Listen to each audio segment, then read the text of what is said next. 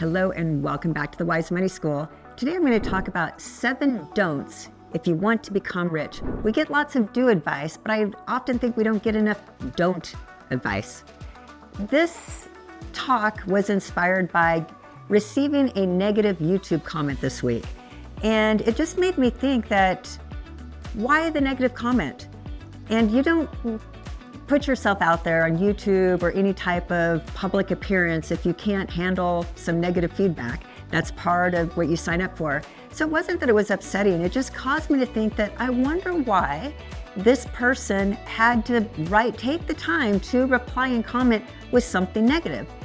And it made me think that, oh, I wonder how successful they are. I wonder how happy they are. I wonder what's going on in life maybe. And of course I can't get the answer, but it made me think that if we want to get rich, if we want to become successful, and ultimately if we want to be happy, the first don't is don't be negative. Don't be negative. When I was young, I had a little bit of a smart mouth on me, so I could just very quickly be a smart aleck and say something a little bit negative and take somebody out if I wanted to. And I did that for however long, and my mom would say to me, Krisstina, if you don't have something nice to say, don't say it.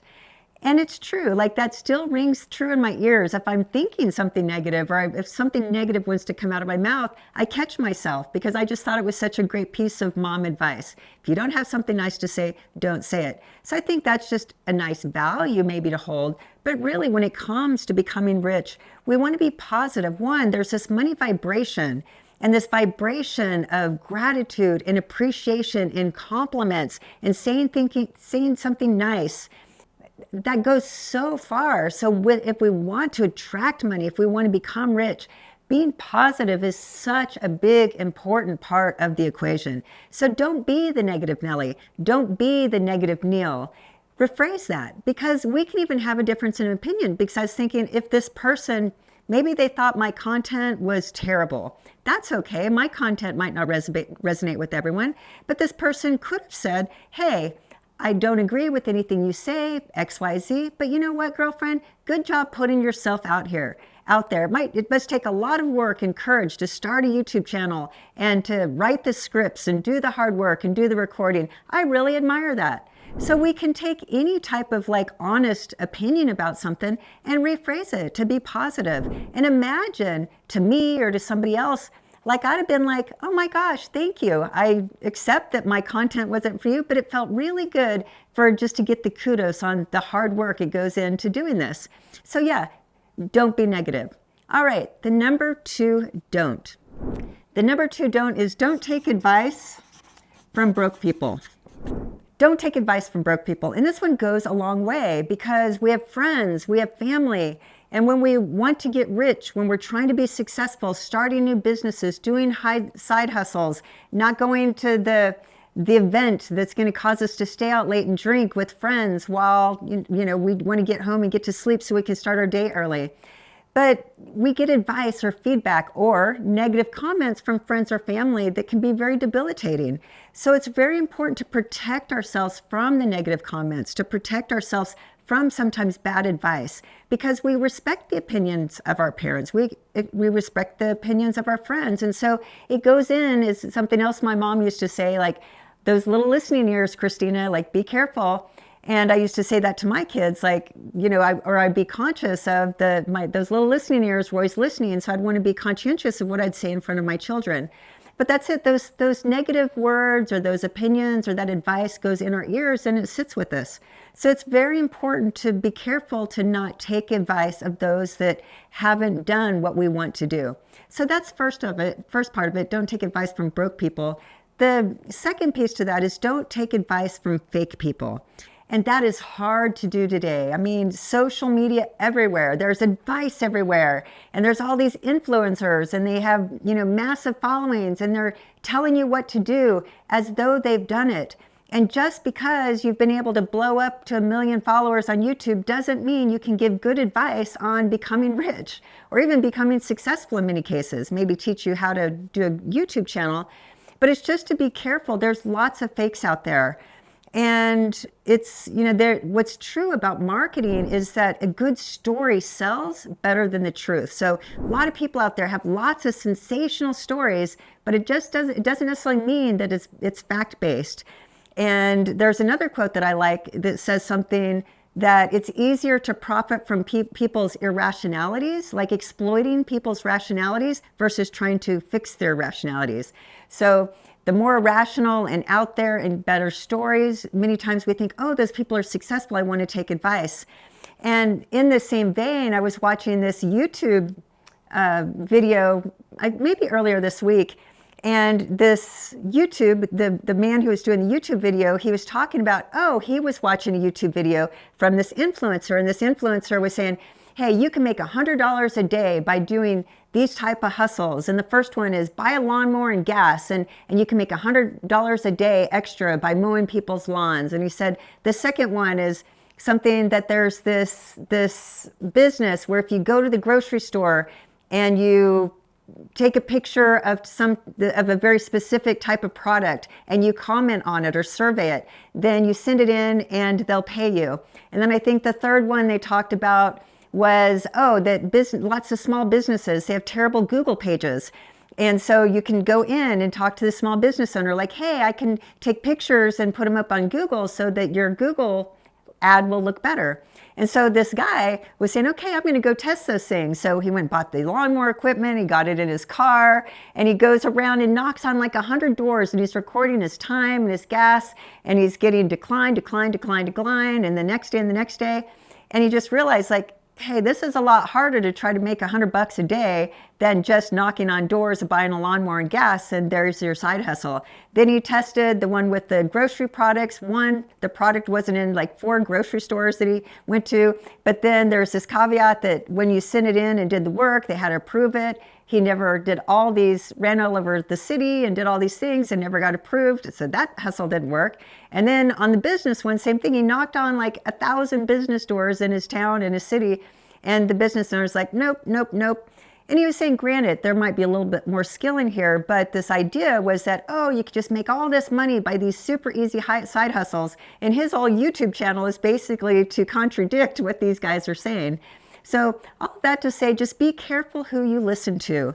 And when it comes to being wealthy, being rich, being successful, sometimes you want to look for the gray hairs, those of us that have been around a while, because we've been through the ups and the downs and been through the successes and the failures and had to pick ourselves up. Lots of people can be, one song wonders, but to be successful over 10, 20 years and build these things, that's who you might want to take advice from. So yeah, just don't take advice from broke people. Don't take advice from fake people. On the fake thing, another thing this reminds me of is I went to a conference. This is probably like 3 or 4 months ago. And there's the 2 speakers that are on the stage, and they're talking about their secret recipe for how to become rich. And they're talking about you can become a billionaire by doing what we teach you to do. And I'm looking up on stage and I'm like, but you're not a billionaire and you're not a millionaire. And they could have phrased it. They could have taught these things and said, hey, we're working on these things to become a millionaire ourselves. And these are great tools. And it's taken us from where we are to where we want to be. But again, it was just fake. It was inauthentic, but they looked great on stage and they had the sizzle and they had the stories. So I'm probably, like usual, going into way too much detail here, but be very careful who you listen to. Don't listen to broke people. All right, the third one is don't procrastinate the hard stuff. Don't procrastinate the hard stuff. So if you look at my t-shirt here says be the good. So be the good versus be the negative. But I'm going to change clothes here. And this one is you can do hard things. So yeah, you can do hard things and don't procrastinate the hard stuff. And the success that you're looking for, the wealth that you're looking for, it's on the other side of the hard, meaning it's on the other side of doing the things you don't want to do. Early in my real estate career, like first, maybe I was in real estate for 1 or 2 years, probably my second year. My first year, I didn't know what I was doing, but the second year, I realized like, hey, I think real estate, being successful in real estate has something to do with sales skills. And so I signed up for this sales training program. It was called Sweat Hogs by Floyd Wickman. This was back in the day. And I took this whole sales training to be able to learn how to become a good salesperson, clearly. But one thing he said, what he taught in this training was the difference between those that succeed in sales and those that don't are they do the sales calls first. And that's what I learned to do, that I didn't even really know how to do sales calls. Those cold calls is how I started my real estate career back then. But yeah, I learned versus I didn't want to make those calls. I was calling for sell by owners, and I was just door knocking, and I was doing all these things that I didn't want to do. So I'd procrastinate it because I was young and I was new in the town. I was new in real estate. So I had no way to have any customers unless I was going to go out and do these hard things. But I'd procrastinate. I was wondering why I wasn't getting anywhere. But then when Floyd said that to me, I'm like, okay, do the hard things first. And then I changed from what I did, that I became the first one in the office doing the sales calls. And I did my door knockings the first thing on Saturday mornings before most people were even awake. And that made the difference. And it was kind of that early bird gets the worm for me, but it was just doing those hard things first. And it reminds me, there's a good friend of mine, his name is Ron Macklin, and I'll somewhere in the description below, and maybe up here somewhere, I'll put a link to a friend of mine's book, and it's called Everybody's Afraid. And it's a little fable that he wrote, but he talks about everybody's afraid. And this is what many times it keeps us from doing these hard things, because we're afraid, but we don't think anybody else is afraid, only we're afraid. And it's understanding we're all afraid. I'm afraid every time I get up to do one of these videos. I'm afraid I'm going to look or sound like an idiot. Like every single time, it doesn't matter how many of these that I do, that's always a little story in my head. But it's just getting over those stories and doing the hard thing anyway. But yeah, like understanding everybody's afraid. And what we're afraid of, the fear usually comes from two things. It's the fear of failure. And I didn't start this YouTube channel for years. One of my biggest regrets is I didn't start this before. And I finally started it just to get over my fear of video and being in front of the camera and all the things. But that fear paralyzed me, because I had to get over that to do this type of work, what I'm doing, to be here with you today. But it's the fear of failure. Like, what if I fail? What if I look like an idiot? What if people judge me negatively? What if nobody listens? What if? And those what ifs, that fear of failure really kept me from doing this, even though I'd been thinking about it for years. The second thing is fear of rejection. And I think the fear of rejection is even deeper. That's hard. Like when I started in sales, that was the hardest thing. If people told me no or shut the door in my face when I knocked on doors, which I did, is that I always felt rejected at the beginning. Like, oh, if they hang up on me, that means something about me as a person. Or if they slam the door in my face, oh, that means something about me as a person. And that at first I just couldn't handle that rejection. But over time, you just do it and do it and do it. And it's like, so what if everybody rejects me? I'm doing this. I'm doing my best. I'm putting value out into the world. I'm trying to make a difference. I'm trying to help people. I'm doing this for good reasons. And I'm just going to keep trying and keep doing this. So all of that to say that it's kind of fear of rejection and fear of failure that gets in our way of doing the hard work that gets the big results, that gets the success, that creates the riches. So yeah, just know that all that work you don't want to do and you're procrastinating, that's the stuff to do first, so that you can start making that progress towards the outcomes that you want. This next one is don't wait to start. And this one goes a little bit with that one. But yeah, don't wait to start. And we don't wait to start. A lot of it has to do with perfectionism. It kind of goes back to that fear of failure a little bit. But we don't wait to start because we're afraid we don't have enough information, or we're not quite good enough, or we don't have the skills yet. And that waiting to start, I think, is really what gets in people's way. When it comes to wealth, we're afraid to get started investing. We're afraid that what if we lose money? We don't know enough. I hear people all the time like, I don't want to invest in real estate because I just don't know enough. Like, what's the next book I need to read, and the next podcast I need to listen to, and the next YouTube I need to watch? And I call that, because information is free and cheap and easy, we're just getting info obese. And so we can listen to information all day long and not act upon it. And it's like studying health and wellness and studying exercise, and we read the books and listen to the best diet and all the things, but we never get outside and take the first step on the walk on the 10,000 steps.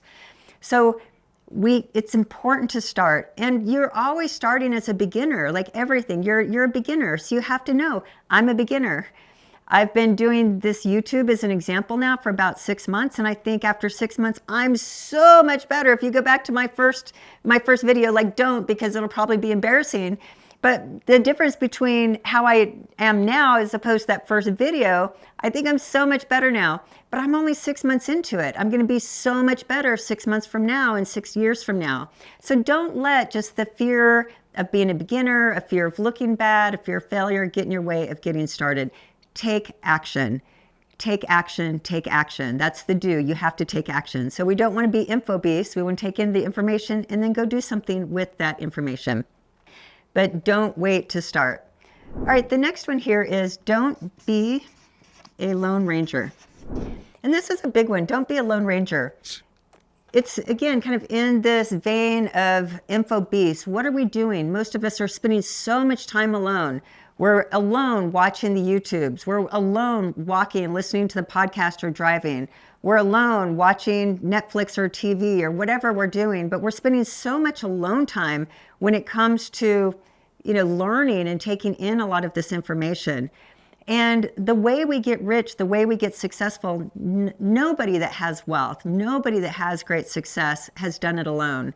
We've done it through networks. And so it's really important to build networks of people and think the more you're networked. And there's kind of a money axiom that says that network equals net worth. And I really like that our network really is a first form of net worth. So if you're starting to, and I tell this to my kids who are in their 20s, start building those relationships now. Y'all are in the hustle and you're grinding and you're learning and you're starting your careers, and start finding your group where you're with people like you that are going to grow together, because a lot of the people that I started with, they are wealthy, they are multimillionaires, they are successful entrepreneurs. And we grew up together, but we supported each other, we studied together, we worked together, we did a lot of these things together. And think about that. The more time you spend alone, the more you're probably pushing yourself away from the wealth and success that you want. So there's the networks you're building. For example, I moved to Park City not even 2 years ago. When I moved here to Park City, Utah, I didn't know anybody. But part of this net worth equals network is like, I need to create a network here for business and personal too, but in the business context. So actually tonight, as I'm recording this, I put together a group of entrepreneurial women here in Park City where we support each other. We talk business and we talk money and finance and all these things. And I'm creating my network here. That network is business and personal. But I just it's just automatic thing. Like, hey, I need to build a network here and build an identity. So to be thinking, how much time do you spend alone, and what can you start doing to start building a network of people that you can grow with? So that's your network and maybe peer group and that. The other part of this, don't be alone, is, again, how you succeed. It is learning. Like, we have to go up, like, don't take advice from broke people. So choose who you learn from, choose who you listen to, choose who you take advice from, and who are your mentors, who are your leaders that you're following. Be super selective, and you select by those that have the success that you want. And sometimes it's just not money success, but life success. So sometimes people are really successful, let's say in business or finance, but their personal life is a shit show, right? So if you want the money and you don't care if your personal life's a shit show, then yeah, maybe follow everything that they do. But if you're like, hey, I like the success, but I don't like the personal shit show, like they're overweight or their marriage is falling apart or whatever the case, maybe you have to think about that and thinking, okay, I can't just follow them hook, line, and sinker, because that's the way they're doing is come at the sacrifice of something else.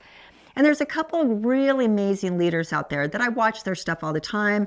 They're young. They remind me of sometimes, of when I was that age, but like they're like so much more successful at that age. But one is like Alex Hormozi, and the second one is Cody Sanchez. And they're killing it. Like, they're just blowing up their businesses. They're super successful. They give great advice. I mean, when I listen to either one of these, I love their advice. I just don't even know how they're so smart at that young of an age. Love them. And they've got the success to prove it. They're walking their talk, and they're telling about it. But neither one of them have families. I mean, they're married, but neither one of them have kids. And so there's a certain level of trade-off even when we have kids, for example. So they can't teach one that would be listening, for example, like, hey, how do you have that success and have 2 or 3 kids at home and keep your spouse happy and all these different things. So it's just to be very thoughtful when we think about who's we're going to follow and who we're going to mentee from, that we really look at their whole life or what the trade-offs are for some of maybe the wealth and success that they show on TV. So to think about that. And with that, you're here. So thank you for being here with me. And that's my goal here with you, is just to be your money mentor, to teach you lessons I've learned, lessons I've applied, what I've done, if you want to learn who I am, and to be that type of money mentor, maybe business mentor, success mentor to you. So again, thanks for being here. With that said, I'm doing a money challenge, and this is going to be a 5-day money challenge. And this money challenge is I'm going to teach you in 5 days everything you need to know to get rich. So click the link and get on my waiting list to learn about that challenge. And that challenge, that's what I'm going to show up for 5 days for about 90 minutes a day, just to teach everything that I can teach in one 5-day period over 90 minutes a day. So anyway, click the link up here or in the description and sign up on the waiting list to get more details on that. Big takeaway, can't be a Lone Ranger. Next one is don't keep up with the Joneses. We've heard this a million times. You've probably heard me say it. In fact, it's not even keeping up with the Joneses. Don't admire the Joneses. Don't care about the Joneses. Don't compare yourself to your Joneses. Forget about the Joneses. The Joneses are the status quo, and the status quo are broke. Even if they're making 6 figures, maybe they're making multi-6 figures, 80% of high income earners over 6 figures are broke, and broke means they're paycheck to paycheck. So they make more money and their lifestyle expenses go up. It's called lifestyle creep.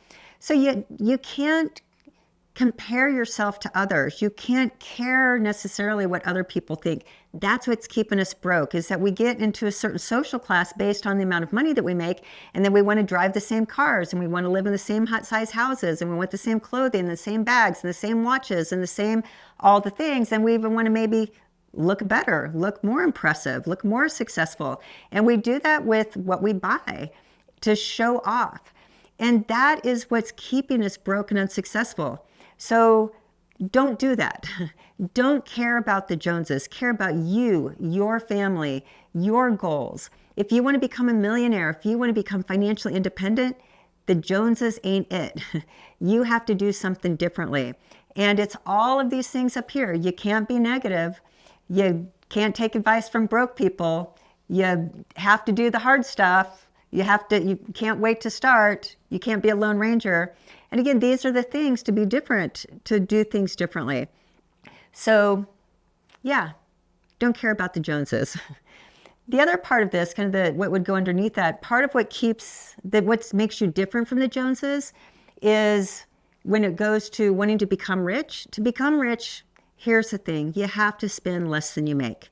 The Joneses spend everything they make. They want to make a lot of income to show that income off to all of their friends and neighbors and friends and family that's what keeps them broke. So the reason why you don't want to be the Joneses is because you want to spend less than you make. And it's this, again, this margin, this difference, that's the difference between being broke and rich. The difference between being broke and being rich over time is always keeping the margin. And you spend less than you make. And this margin, this difference of the less than you spend, that's what you invest. You invest in a few different places. The first place you invest is in yourself. It's in yourself. So we can't invest in ourselves. We can't invest in the programs. We can't invest in the masterminds. We can't invest in anything if we're month to month, because it goes all towards our lifestyle expenses. So you want to invest in yourself. And I can tell you, I mean, I've spent hundreds of thousands of dollars on myself over my career. I mean, I'd be even curious if I added up between conferences and workshops and masterminds and books and mentors and coaches. I mean, hundreds of thousands of dollars. And that's why I've been successful. It's not because I Lone Rangered it and sat and watched hours of YouTube. It's because I've heavily invested in myself over the years, and I'm still investing. I just made a huge investment in a next level mastermind and a marketing mastermind. So it never stops. But if I didn't have the money, I couldn't make that investment in myself and in my business. So for the business owners, or even for your side hustles, you have to invest in your business. And so if you spend everything, you don't have that money left over to be able to make investments into starting a business or having a business or growing a business. So that's the next type of investment. And then the final type of investment is investing in assets, to buy those assets that are going to grow over time. But if you want to grow your assets and you don't know how to do that, then you invest in yourself first in the learning, but then you take action, don't wait to start, take action, and you buy that first piece of real estate. You set up the automation for your index fund.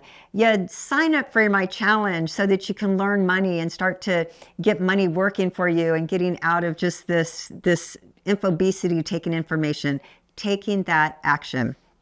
So spend less than you make and invest the difference. And the final one, any guesses what that is? This, I hesitated. Should I put that on the top or should I put it on the bottom? But I thought this is really probably the most important takeaway. And it's like, don't hate your money. You don't like the word hate? Don't fear your money. So don't fear your money. Don't hate your money. And that means if we don't do that, then we want to do the opposite. And you have to love your money. You have to care for your money. You have to be great stewards of your money. You have to want to count your money, spend time with your money. But that's not going to happen if you hate money. And hating money comes from our programming, usually as children. We're programmed. We have these scripts and dialogues that are subconscious, but they're what we heard as children, that our parents said to us and we're saying to our children. And that legacy, that negative money talk and legacy in those negative money beliefs are keeping generations stunted.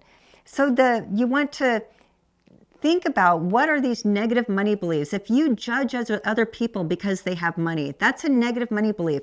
That's going to push money away. If you think to be rich, you're greedy, that's going to push money away. If you think money's hard to make and money's only for other people, you're going to push money away. If you think I'm not worthy or I'm not these things, you're going to push money away. So it's so important to develop a really healthy, strong, loving, caring, attentive relationship with your money.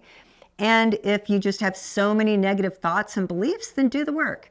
And there's lots of books on money mindset and lots of tactics you can do. But the thing is to recognize yourself. Again, if you're up here saying negative things about people that are successful or people that have money or people that are trying to develop skills and put themselves out there, you're probably pushing money away and you're pushing success away, and it's some type of projection against the world, but it's feelings about oneself. So yeah, it goes back to investing in ourselves and creating our own self-worth and our value and making a difference in the world and staying connected to what's important and being optimistic and to do all the things to improve ourselves and to improve the way that we think, so that we start attracting money, so that we start knowing what to do and doing the things that start creating that success and that momentum and ultimately that wealth that every one of us can do. Being rich, creating wealth, it's available for everyone. It's just stopping these don'ts and doing the opposite. All right, that's what I've got today. Again, my final word is I'm going to be doing a 5-day money challenge. Click this link, sign up for the waiting list, and in that 5 days, I'm going to teach you everything I know about money. I'm going to teach you my exact formula, my 5-part formula for getting rich. And you'll learn after that 5 days, like, it's all actually pretty easy. All those financial people out there are making it sound a lot more complicated than it is. That's all I've got for you today. Thanks, and I'll see you next time.